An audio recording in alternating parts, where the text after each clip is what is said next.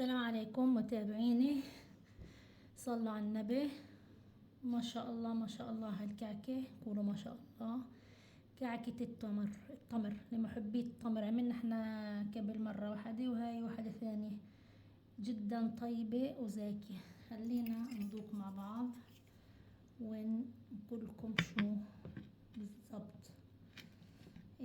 هاي تمر مع جوز، محشي فيها جوز. هسا منذوق. بسم الله ما شاء الله.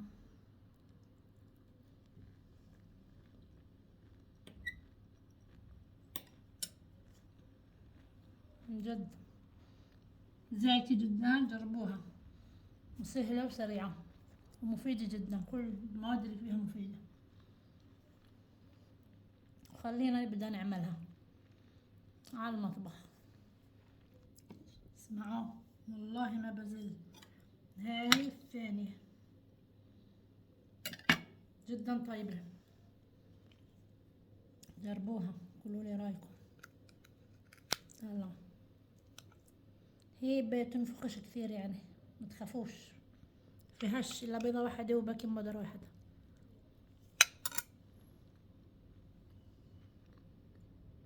صلوا على النبي وقولوا ما شاء الله ما شاء الله. كأس تمر زي ما قلنا، وعليه كأس مي حار ننكعه فيه.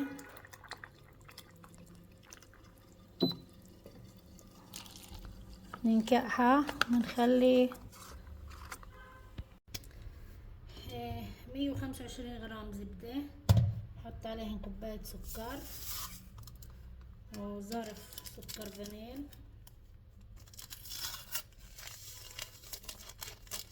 وبيضة. شوفوا البيضة منيحة الحمد لله.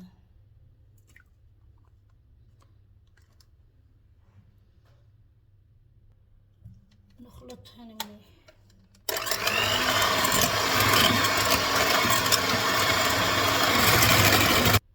خلطناها، بنجيب التمر اللي نكعناه بالمي السخنة وتركناه حتى تبرد المي شوي وبنخلطهن. بدنا نص كوباية جوز عين الجمل الأولى، نص كوباية. هاي هو عين الجمل. وبدنا هسا المواد الناشفة. شو بدنا طحين ننخلها هسا، كل مواد الناشفة مع بعض. بدنا طحين كوباية ونص،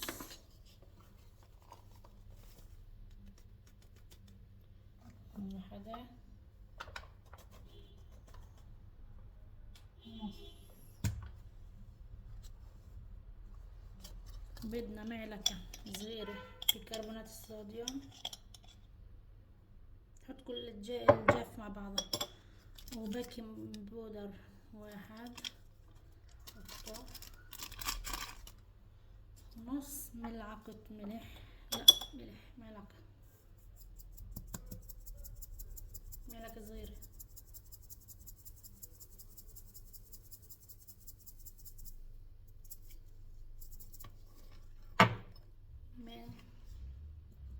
ندخلها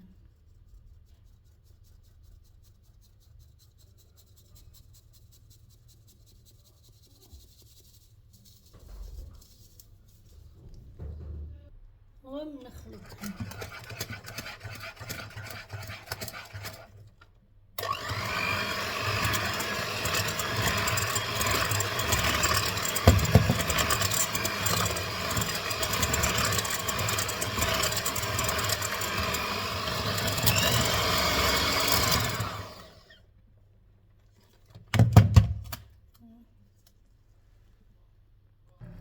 نجيب اي قالب ندهنه بطحينة، بننزل عليه الخلطة. يعني انا اي كعكة تمر بكون بركض، بستناش. وما ندخلها عفران، طبعا نحميه قبل درجة حرارة 180 كالمعتاد. اللي فرنه يبقى حامي ينتبه. وهيك دخلناها فرن ونستنى عليها 20 دقيقة بتفتح. هيك طلعناها من الفرن. ياي الريحة طعم مجنن. انا بصراحة عملتها بقالب طويل الانجليش كيك واخرى واحد، يعني طلع معي هذا كبير طلع الحجم بحده وهذا الصغير. ما هي اعتقد لو انها بصينية دائرية بيطلع يعني اذكى واحسن. هسه انا نحط على وجهها معلقتين كبار سكر بني ومعلقتين كبار قشطة ومربع صغير زبدة للتزيين عليها. للتزيين كنا معلقتين كبار سكر بني، يعني خلوني ملاح هيك واعيات. معلقتين كبار قشطة،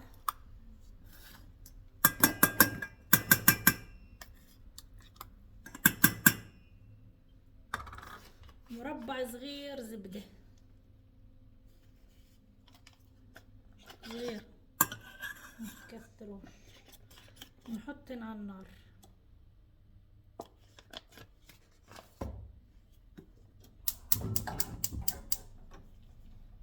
نخلط مع بعض.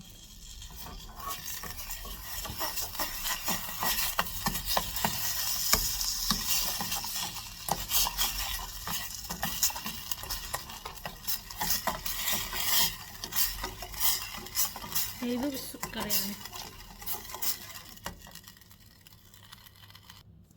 هيك بس يذوب السكر ويتجانس المواد مع بعض هيك خلاص نطفي النار هيك ومندير عليها منشربها.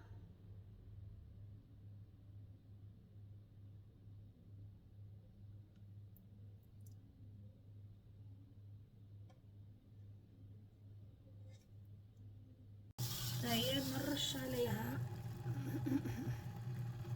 جوز مقطع نزينها.